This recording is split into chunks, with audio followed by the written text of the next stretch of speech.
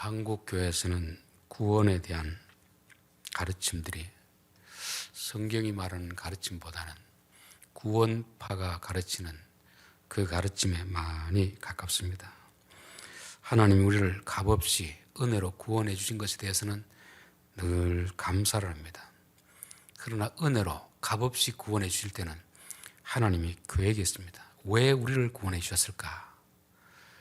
여러분, 감옥에 있는 사람을 건져낼 때는 이유가 있을 거 아닙니까? 다시는 그런 죄를 짓지 말라고 건져내 주는 것이지, 내가 돈을 쓰고 백을 써서 감옥에서 나오겠는데 똑같이 그런 죄를 짓는다면 꺼내준 사람이 마음이 어떻겠습니까? 참 실망스럽겠죠. 하나님이 우리를 죄의 종에서 하나님의 백성으로 구원해 주실 때는 이제는 이전처럼 살지 말고 하나님의 백성으로 살아라. 하나님이 아브라함을 갈대아 우르라는 그 도시에서 가나안으로 부르실 때는 하나님의 계획이 있었습니다. 큰 민족을 이루어주겠다. 그 큰 민족은 세상 나라와 다른 가치관을 가진 그런 나라입니다. 우리가 말하는 흔히 천국이라는 말은 죽어서 가는 그 천국만을 말하는 게 아니고 살아있을 때부터 지금까지는 세상 법, 자기가 왕이 되어 살아왔던 그 삶을 내려놓고 이제는 하나님을 왕으로 좀 모시고 살아라 하는 것입니다. 그래서 하나님을 왕으로 모시는 것은 죽지 않더라도 이 세상에 사는 그 순간부터 하나님 나라가 되는 것입니다. 그래서 하나님 나라는 어떤 공간적인 그런 개념보다 누구의 통치를 따르고 있는가? 하나님의 통치를 따르면 우리는 하나님의 백성이 되는 것이고 천국의 기쁨을 누리는 것이고 여전히 내가 주인 되어서 세상 사람들이 추구하는 그런 삶을 살아간다면 예수는 믿는데 교회는 다니는데 천국의 기쁨을 누리지 못하는 것입니다.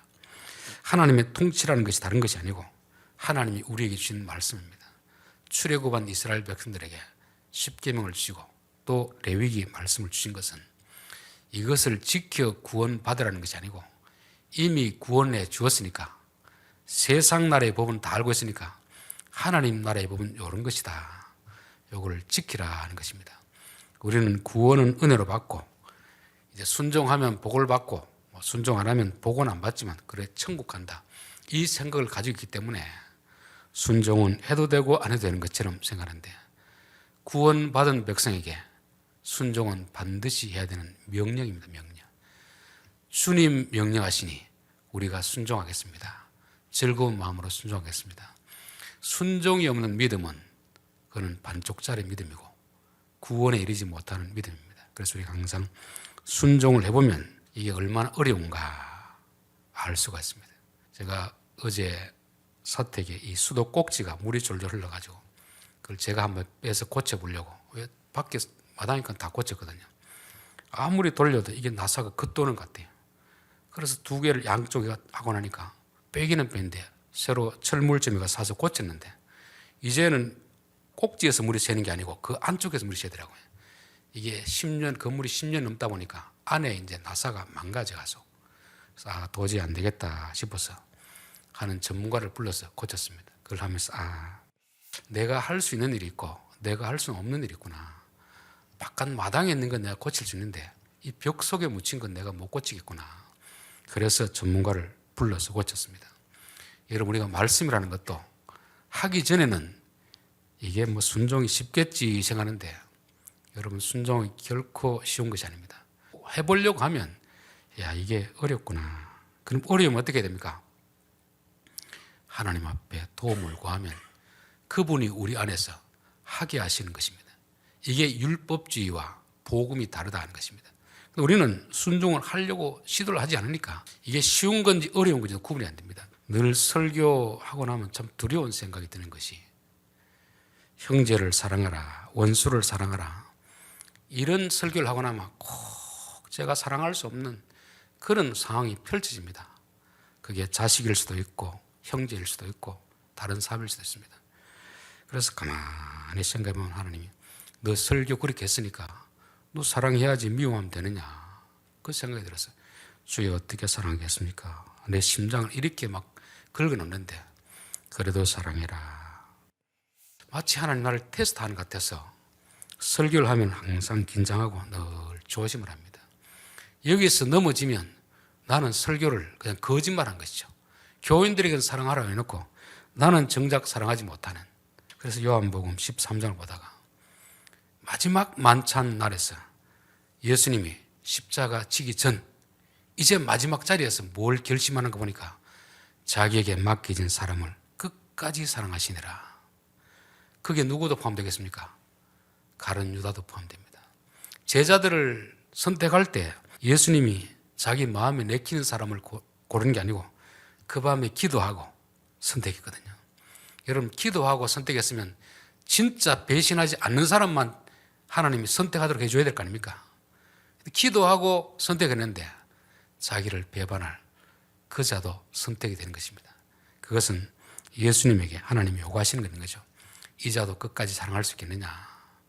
그 마지막 장면에서 죽기 얼마 전에 자기에게 속한 자를 끝까지 사랑하시느라.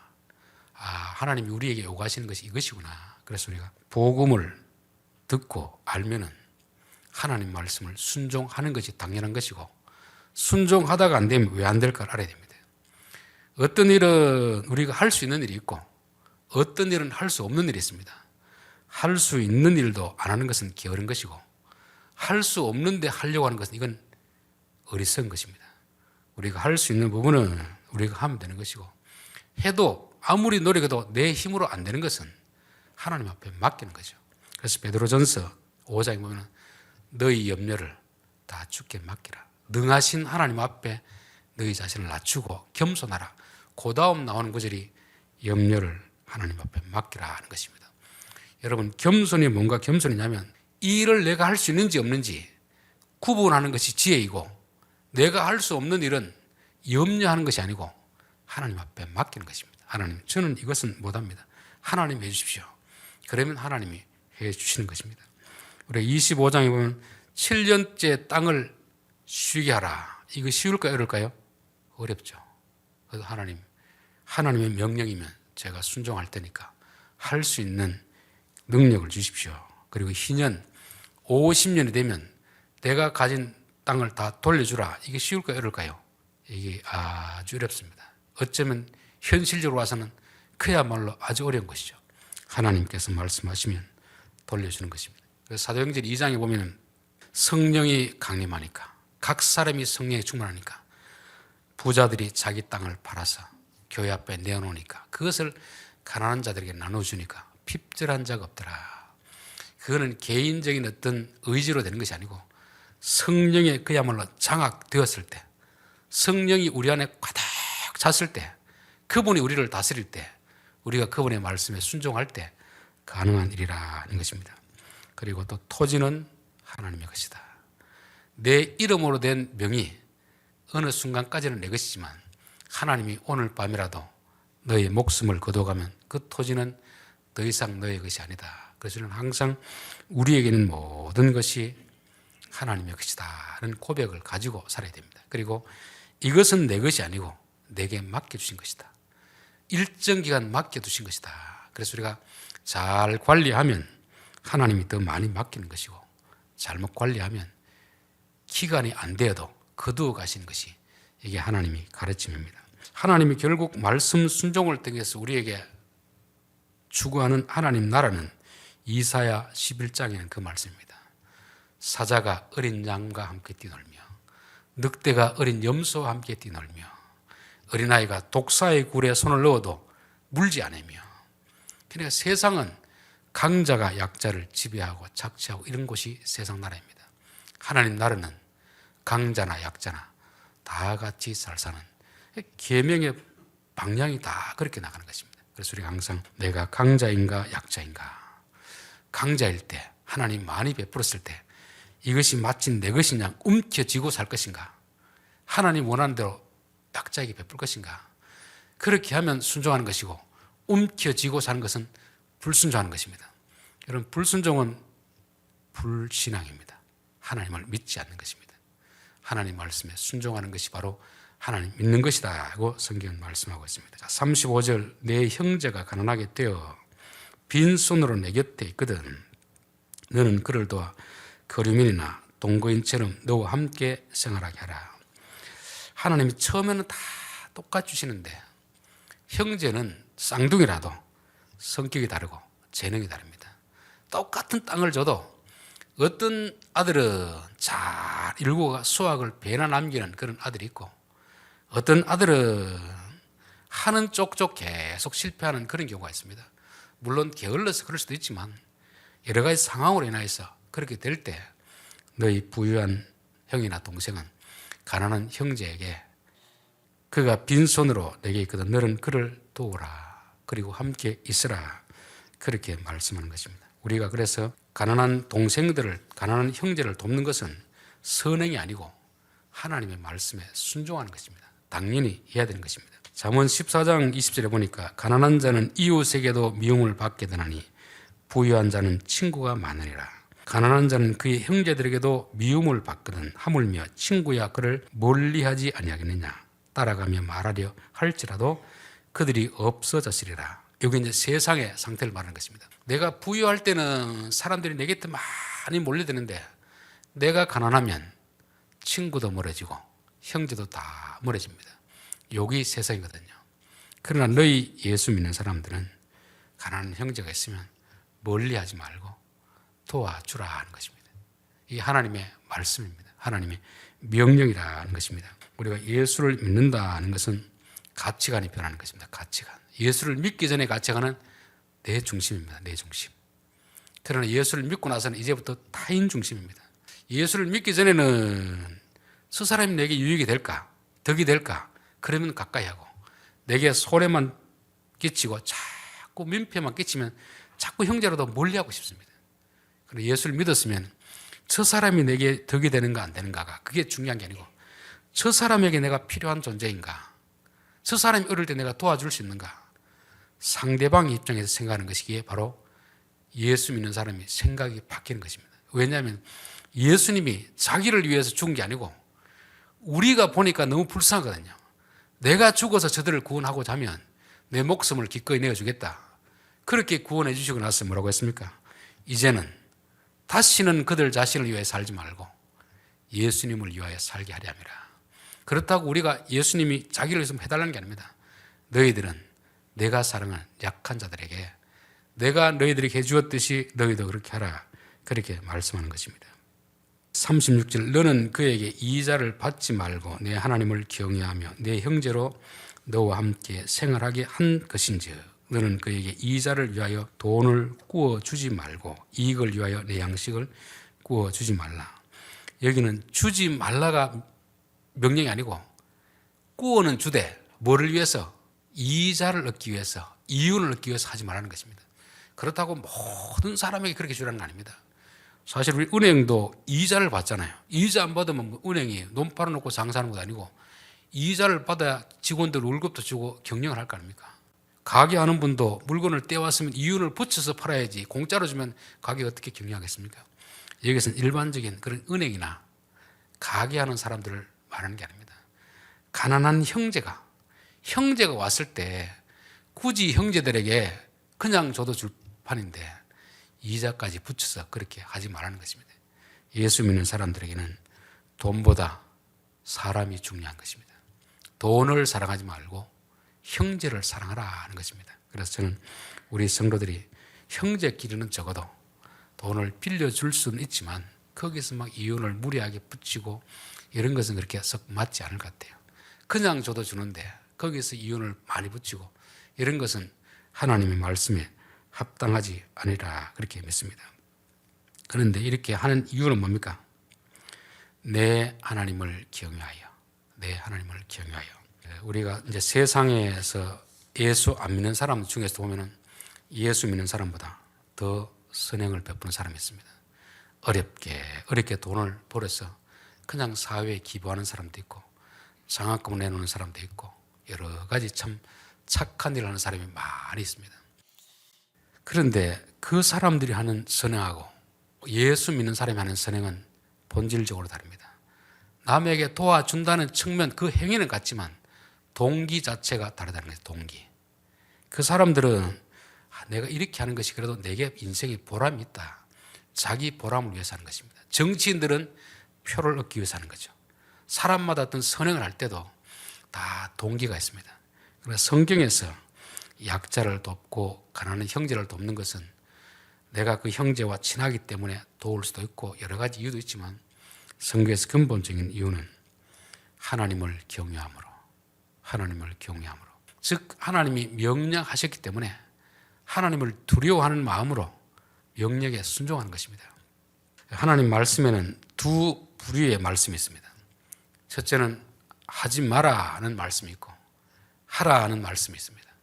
하지 말라는 것은 살인하지 말라, 간음하지 말라, 도둑질하지 말라, 이런 것을 어기면 범죄가 됩니다.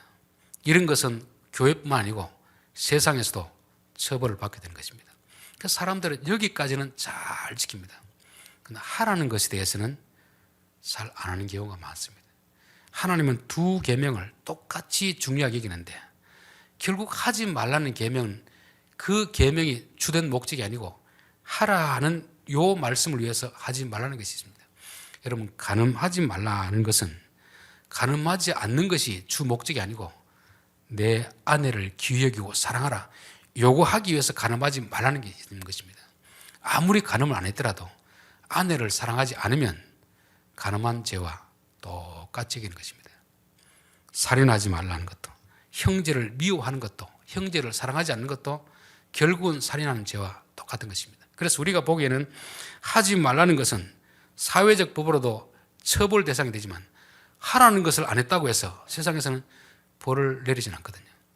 그런데 사울이 하나님 앞에 버림받게 되는 두 가지 사건이 있습니다. 하나는 하지 말라는 것을 했기 때문에 버림받는 것이고, 또 하나는 하라는 것을 하지 않았기 때문에 벌을 받는 것입니다. 사무엘상 13장에서는 전쟁을 할 때는 반드시 왕에게 전쟁 개시권을 주는 게 아닙니다. 전쟁 개시는 제사장에게 주는 권한이었습니다. 그래서 전쟁을 할 때는 왕이 전쟁하고 싶더라도 아무리 적이 쳐더라도 제사장을 불러가지고 제사장이 허락하여서 제사장이 전쟁 선언을 개시하면 그제야 전쟁하도록 되어 있습니다. 그런데 사울 왕이 블레셋군이 들어오는데 사무엘이 오지 않는 것입니다. 지금 마음은 급하죠. 너무 급했어요. 도저히 안 되겠다. 재물을 가져와라. 거기서 자기가 제사를 드리고 전쟁을 시작하는 것입니다. 하나님이 너 왜 그런 짓을 하느냐? 내가 너에게 그런 권한을 줬느냐? 그런 권한을 안 줬는데 너가 왜 하느냐? 그래서 너는 버림받는다 그렇게 했습니다. 두 번째는 사무엘상 15장에 가면은 아말렉 족속을 다 진멸하라고 했습니다. 그런데 좋은 것은 잡아놓고 나쁜 것만 다 이렇게 죽이는 것이죠. 그래서 사무엘이 와서 왕이시여 왜 이렇게 했습니까?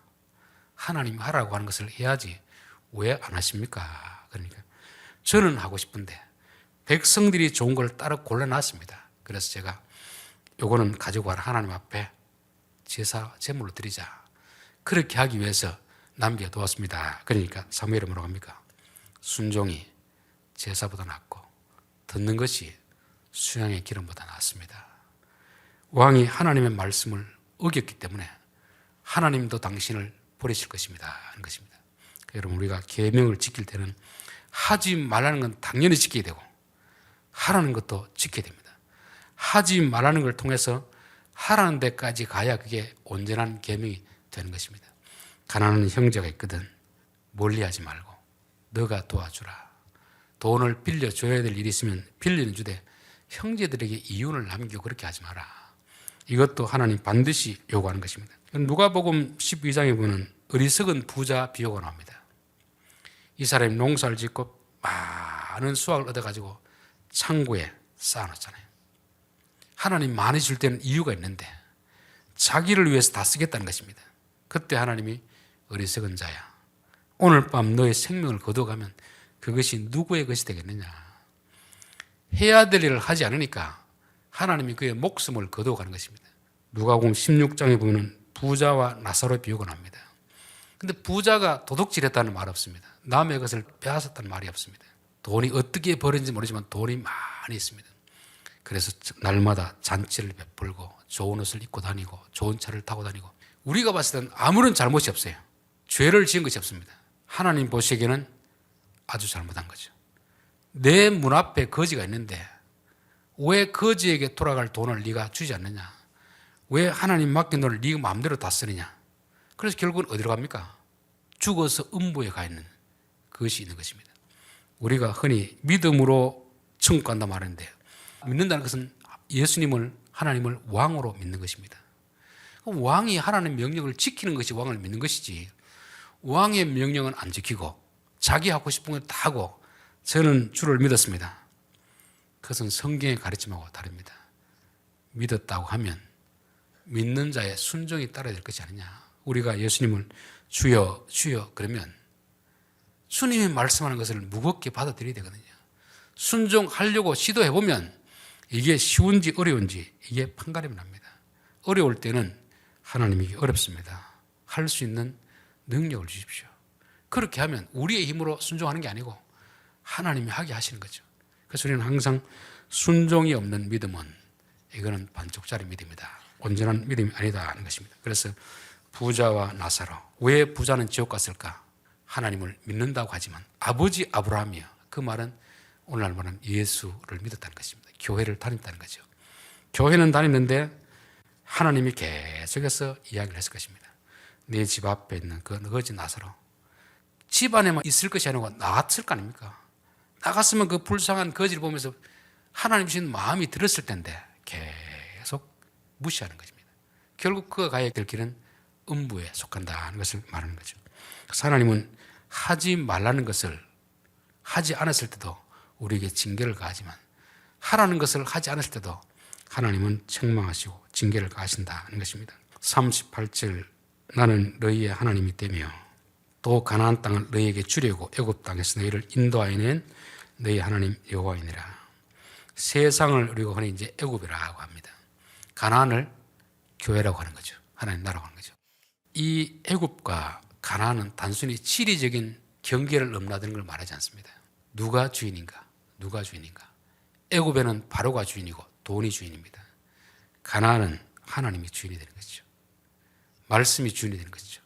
그래서 돈을 주인으로 삼던 사람이 이제는 가나안으로 왔다는 것은 더 이상 돈이 주인이 아니고 하나님을 주인으로 삼으라는 것을 말씀하는 것입니다. 우리가 지금 부산에 살다가 서울까지 가면 400km입니다. 보통 멀리 갔잖아요. 그런데 서울에서 개성까지 몇 킬로 되겠습니까?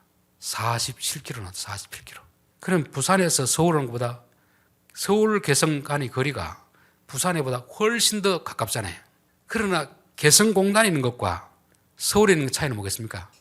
서울은 대한민국 남한입니다. 남한. 자유민주주의가 있는 나라, 그 법인 나라예요. 개성공단에 들어가는 순간 북한 공산주의가 있는 지역이 어디냐가 중요하지 않습니다. 그 지역에 누가 통치하고 있느냐, 누가 다스리고 있느냐를 말하는 거죠. 예수 믿는다는 것은 바로 애굽에 살던 사람이 가나안으로 오는 걸 말하는 것입니다.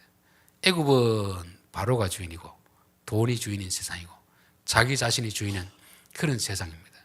예수를 믿는다는 것은 더 이상 내가 주인이 아니고 하나님이 주인이다. 돈보다는 말씀이 주인이 되는 것이고 사랑이 주인 되는 것을 말씀하고 있습니다. 그래서 우리는 애굽에서 가나안에 온 것을 감사해야 되지만 이제는 애굽의 법을 잊어버리고 가나안의 법을 따라 살려고 몸부림을 쳐야 되는 것입니다. 북한 탈북자가 예전에는 5만 명, 또 지금은 3만 5천 명 그러는데요. 그 사람들은 여기 넘어오기 위해서는 목숨을 걸고 와야 됩니다. 여기 왔다가도 적응하지 못해가지고 다시 돌아가는 사람이 됩니다. 남한에 왔으면 남한의 법, 남한의 어떤 체제에 적응을 해야 되는데 이 적응이 안 되니까 다시 돌아간다는 것입니다. 여러분, 우리가 예수를 믿어도 하나님 법에 적응하지 못하면 우리는 다시금 세상으로 가는 것입니다. 세상으로 간다는 것이 예수를 안 믿는다는 것이 아니고 세상의 가치관으로 가는 거죠.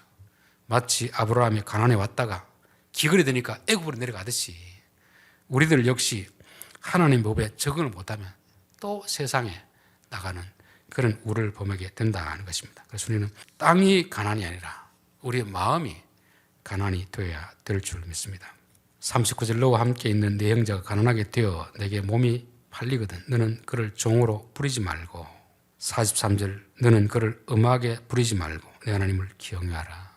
형제가 너무 가난해서 먹고 살 것이 없기 때문에 가지고 있는 땅을 팔았습니다.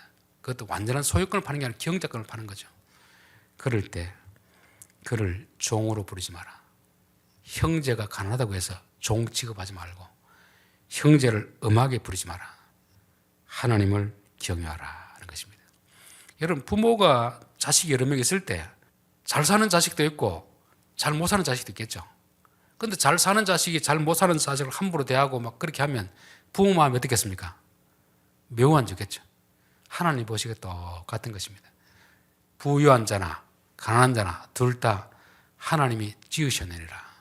하나님의 백성들이기 때문에 우리는 조금 가난하다고, 조금 힘이 약하다고, 내가 힘이 있다고, 좀 부자라고 의시되고 가난한 자를 무시하고 인격적으로 완전히 무시하는 이런 일을 하는 것은 하나님을 무시하는 것이다. 그래서 저는 우리나라에서 제일 우선적으로 고쳐야 될 것이 갑질 문화입니다. 갑질 문화. 제일 심한 데 군대 아닙니까? 제가 했던 군대는 15일마다 한 기수 들어오는데 한 기수만 늦으면 바로 반말합니다. 나이가 나보다 아무리 많아도 반말하고 비인격적으로 대합니다. 그런 군대에서 있던 문화가 이게 직장으로, 학교로, 대한민국 남자들이 있는 곳에 없는 곳이 없습니다. 그런 군대 문화, 군대 귀신들은 예수 믿었으면 쫓아내야 됩니다. 아무리 약하더라도, 저 사람이 가난해도, 저 사람보다 힘이 약해도 하나님이 지으신 백성이다. 약자를 존중할 줄 아는 그 마음. 왜냐하면 하나님이 너희가 과부나 고아를 무시하고 억울하게 해서 그들이 내게 부르짖으면 내 분노가 불일 듯 하였어. 너를 죽여서 너의 자녀들이 고아가 되게 하고 네 아내가 과부가 되게 하겠다 하는 말씀을, 그런 말씀을 알면 하고 싶은 그런 충동이 있더라도 그 말씀이 겁나서 못할 거 아닙니까? 하나님을 경외하라는 말은 하나님을 좀 두려워하라는 말입니다. 하나님을 좀 두려워하면 우리가 우리보다 약한 사람들 함부로 그렇게 갑질할 수는 없는 것입니다. 세상 사람들이 뭐 갑질하는 게 당연하지만 적어도 예수 믿는 사람들은 하나님 우리에게는 약자들 실족케 하지 않게 하옵소서. 그래서 가난한 자, 어린 자를 실족케 하면 연자 맷돌을 목에 달고 차라리 강에 빠져 죽는 것이 낫다는 것입니다. 그냥 죽으면 영혼은 천국 가는데 연자 맷돌을 달고 빠져 죽으면 유대인의 전통으로 봤을 때는 천국에도 못 간다고 이렇게 하는 그런 이야기였습니다. 그러니까 우리가 약자를 무시하면 천국에도 못 간다는 그만큼의 무서운 말씀이 있습니다. 그래서 마태복음 25장에 보면 지극히 작은 자에게 한 것이 내게 한 것이고 하지 않는 것이 내게 하지 않는 것이다. 그 기준을 가지고 천국 지옥을 가르잖아요. 그런 말씀 보면 얼마나 두렵겠습니까? 그러면 우리가 천성적으로 착하지 않더라도 예수 믿는 사람은 하나님을 두려워한다면 약자들을 대할 때 어떻게 대해야 될 것인가?